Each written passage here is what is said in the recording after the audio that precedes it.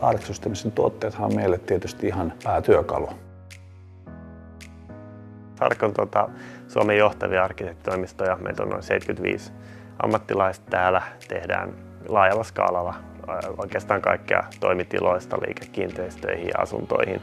Paljon peruskorjauskohteita, myös uudisrakentamista.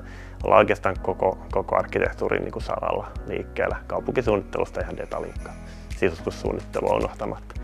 No, me ollaan oltu mukana nyt tosi mielenkiintoisessa hankkeessa. Helsingin kauppakorkeakoulu on ollut tosi hieno peruskorjauskohde. Sitten ollaan nyt itse on mukana Mannerheimintien varteen suunniteltavassa uudisrakennuksessa.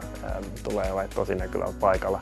Ja sitten ollaan tehty paljon asuntokohteita ympäri pääkaupunkiseutua. Meillä on Arcissa 75 suunnittelijaa, arkkitehtiä. Käytetään Arc Systemsin kautta saatuja lisenssejä, AEC Collection lisenssejä. Meillä on nyt 88 kappaletta, muun muassa AutoCAD, Revit ja 3D Max on näin lisenssien alla. Sitten meillä on 4 kappaletta Enscape-lisenssejä tosi aktiivisessa käytössä. Hankitaan niitä tarpeen mukaan lisää.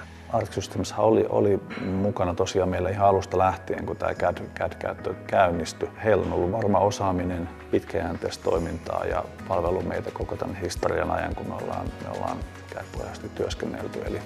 Eli semmoinen yhteinen polku on tosi pitkä ja se on tietysti meille tärkeää. Ala kehittyy hurjaa vauhtia, jotta siinä pysyy tavallaan semmoinen tietty koordinaatio ja hallittavuus, niin on hyvä, että se meidän pääasiallinen ohjelmistotoimittaja on vakaa ja me voidaan luottaa siihen heidän asiantuntemukseen ja tukeen ennen kaikkea sitten pitkälläkin tähtäimellä. Ollaan ollut tosi tyytyväisiä Arc Systemsin palveluihin ja voidaan suositella niitä kaikille muillekin ammattilaisille. Luotettava toimija ja vastannut niihin haasteisiin, mitä meillä on tässä meidän työssä eteen tullut.